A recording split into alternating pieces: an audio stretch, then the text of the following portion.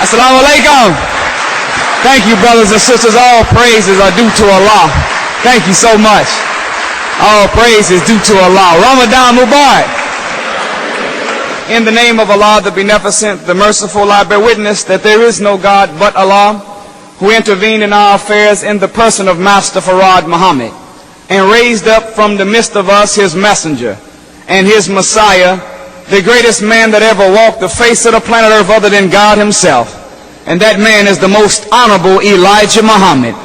We thank the two of them today for preparing one that sits in his seat. He is without question a divine leader, a divine teacher. I said a divine leader. You got some other leaders, but they're not quite divine. You have some other teachers, but they're not divine ones. And he's a divine guy, meaning that he knows what he needs to give us mentally to make us what we ought to become. He's a leader, which means he knows how to set the example or how to achieve what he taught us.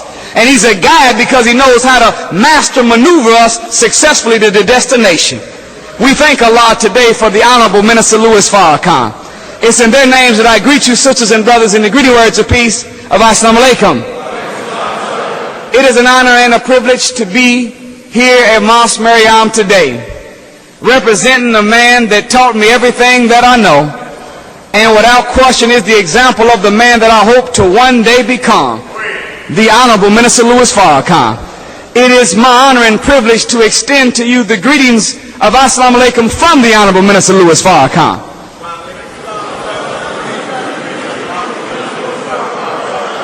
We'll do all praises due to Allah. Again, I love to see that smile on your face when you said so. Because if any man deserves to be stood for, it's a man that's been standing for us for over 50 years. If any man deserves to be received the peace of God, it's a man that's been fighting on the front line for us for over 50 years. So we thank Allah for the Honorable Minister Louis Farrakhan. In fact, he is the one that gave us the subject for today. The subject today is titled, Put On the New Man. You say, that sounds familiar. Yeah, you heard it from the master teacher last week. You heard Quran from the master teacher last week.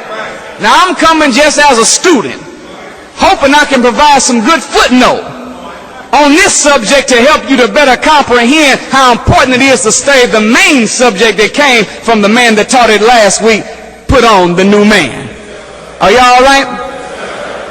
This subject, not only does it come from the Honorable Minister Louis Farrakhan, but it also came by way of a particular time period this week on the telephone.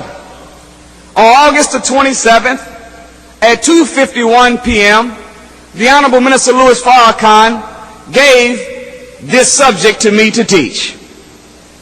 The reason I said that's for a very specific reason. Because throughout the lecture, if you hear me say August 27, verse 251, you know I'm talking about the 27th day of August at 2:51 p.m., and whatever comes forth after that is the words that he gave me in that conversation. Are y'all all right? This subject is not only in the conversation with the minister, but it is also found in the Bible in two different places. I said it's found in the Bible in two different places. Now, for the record, this is not a special Muslim Bible. Did you hear me? This is the same Bible that you got from that white Christian bookstore down the road and down the street, or that you ordered online. You say, I didn't know y'all believed in the Bible. We absolutely do believe in the Bible. The Honorable Minister Louis Farrakhan said that the Bible represents the roadmap to our salvation.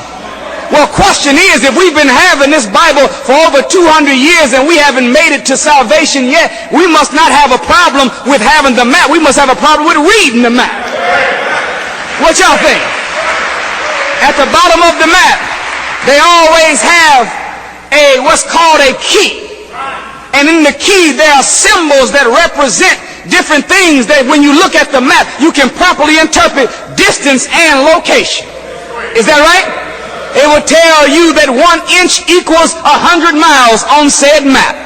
It will tell you that this symbol represents the railroads. This one represents bridges. These represent mountains. Well, our problem with the Bible is that we've had the book, the road map, but we haven't had the key at the bottom to help us to interpret how to measure our distance and our movement and know what to run into as we made the journey through the Bible.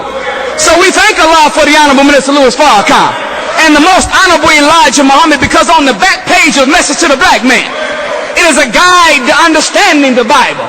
It is a guide to understanding the Holy Quran.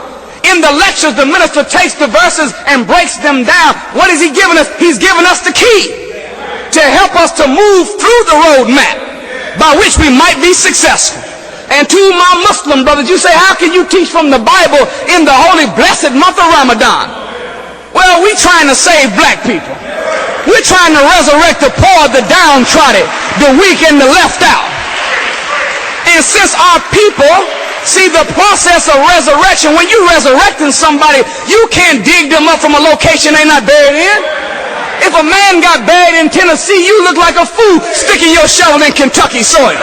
Last I checked, black people been buried in the Bible.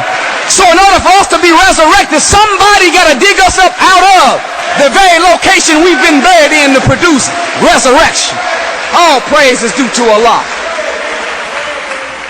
We believe in the truth of the Bible. However, we believe that the Bible has been tampered with. Therefore, it must be reinterpreted so that mankind will not be snared by the many falsehoods that have been added to it. You say, but my Bible says that you can't alter its word. Well, how you know that the same man that altered the word didn't put that in there so you wouldn't peep game whenever you found out something was a contradiction? How you know? No, it's got to be something going on. Anytime it opens up on the first page and it says that this is the King James Version of the Bible. Is that right? Then it says that he diligently compared and revised it. And he translated it from former translations. Well, any time that one takes something and compares and revises, the root word of revise means to change or alter from original form. If somebody translates, the law of translation is just like the telephone game we played in kindergarten. Whenever that little person on the first heard one sentence, the red dog jumped over the pink moon. By the time it went through the law of translation and made it to the end of the classroom, it went from the red dog jumped over the pink moon to Pookie and Ray Ray did a drive-by on 33rd Street and killed 4 innocent people. It got lost in translation. The law of translation shows that when you translate a thing, it is bound to alter from its original form. Why? Because Paul said that we hear in part, we see in part, therefore we prophesy in part. So in order for someone to be able to receive a word translated from some former translations, everybody involved in the translation part would have to be seeing and hearing in full. By means they could prophesy, translate in full. But if you're dealing with people as King James was dealing with, King James wasn't no noble fella. King James was a slave master. King James was a homosexual. King James had intercourse with his own mother. Oh yes, he did. If it wasn't for King James, black people wouldn't even be slaves in America right now. There was a queen named Elizabeth who had issued what was called the 100-year plan. Her plan was to take black people from Africa, transport them to America to make them slaves in America.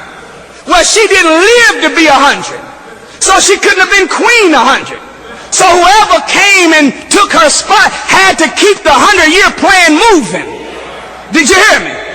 And the fact that you and me are here in North America and we were made slaves for 400 years shows that somebody finished the plan. Well, guess what? King James was the one that came after her. Did you hear me? That's why when we first landed in America, the first place we landed was Jamestown, Virginia. The first river we came up was called the James River. Even when Willie Lynch was talking about the King James version of the